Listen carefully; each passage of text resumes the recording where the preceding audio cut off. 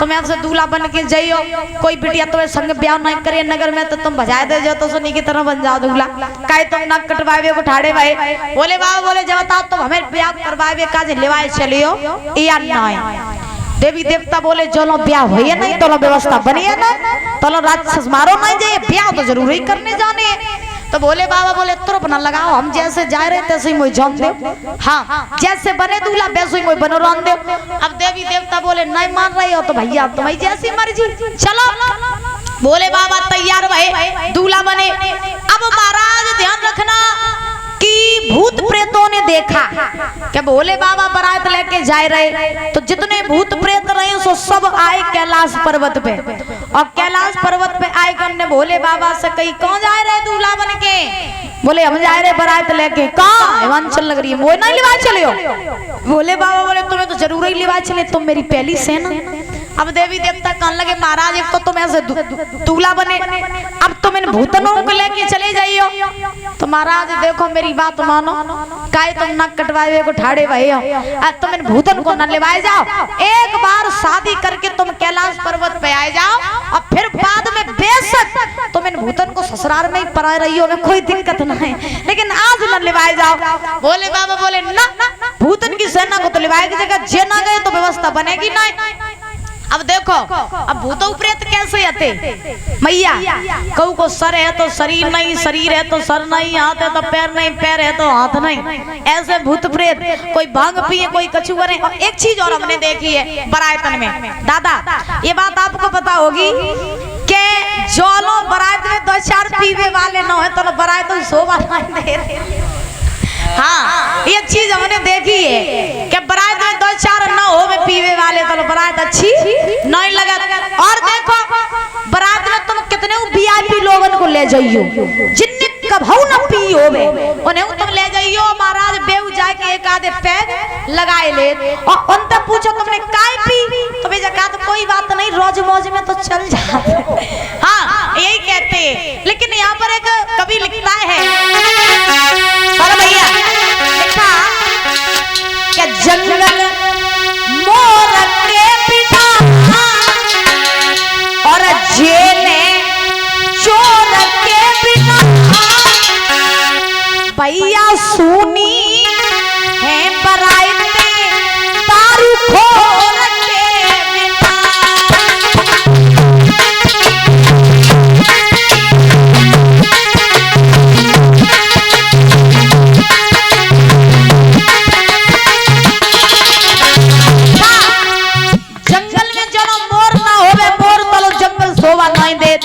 और जेल में जो चोर ना होवे तो जेल शोभा नहीं दे, और बरात में दारू खोर ना हो तो बरात शोभा नहीं दे। हाँ सुनो जंगल मोर के बिना जेल चोर के बिना भैया सुनी है बरात दारू खोर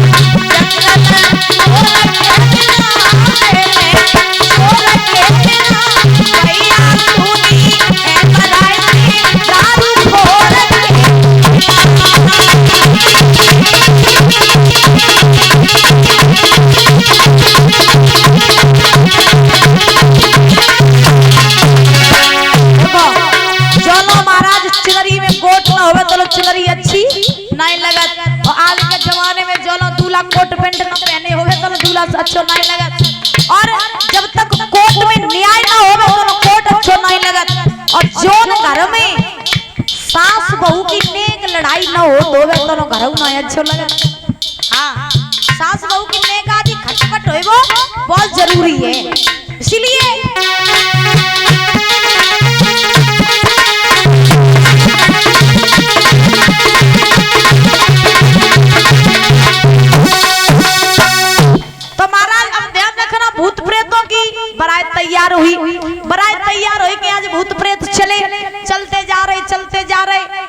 देखो बारात में जावे की खुशी बहुत बढ़िया हो दादा।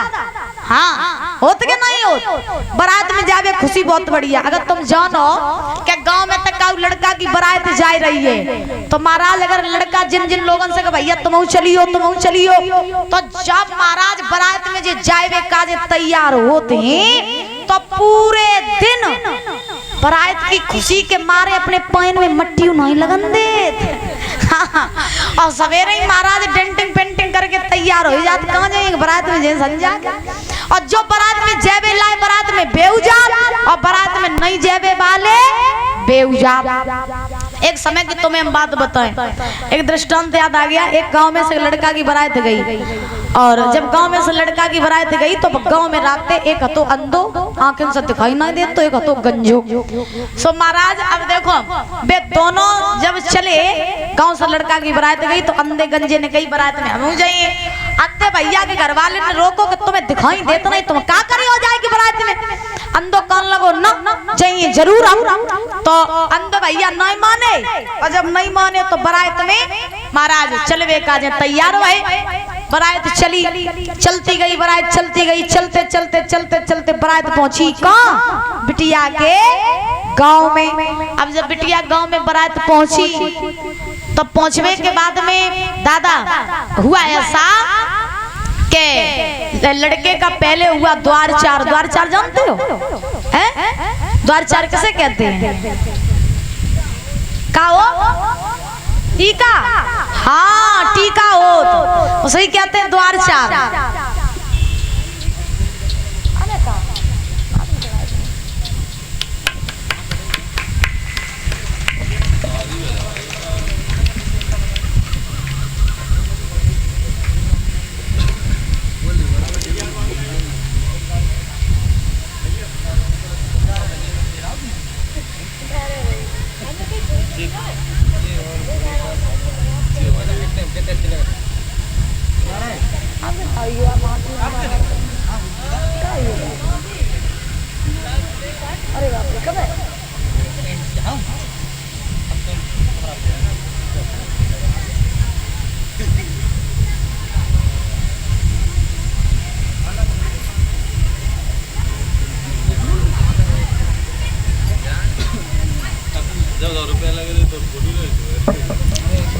बोली गोविंद भगवान की। अब देखो प्रसंग चल रहा था कि भैया बड़े ध्यान से सुनना बारात में कैसे कैसे लोग जाते। तो अंधे गंजे जो रहे बारात में पहुंचे और बारात में पहुंचने के बाद में महाराज लड़के का द्वारचार हुआ और द्वारचार होने के बाद में जब भोजन की बारी आई, टीका होने के बाद में सब नाश्ता पानी कब तक करेंगे नहीं। हाँ तो भोजन की बारी आई तो जितने बारातियां रहे सो सब महाराज भोजन करवे काजे बैठिए। अब देखो आज के जमाने में सिस्टम का चलते कि बफर सिस्टम लगवाए दो और महाराज खड़े खड़े सब खाए ले। और बारातें कैसी आती हैं कि खड़े खड़े आओ और खड़े खड़े खाओ और खड़े खड़े जाओ।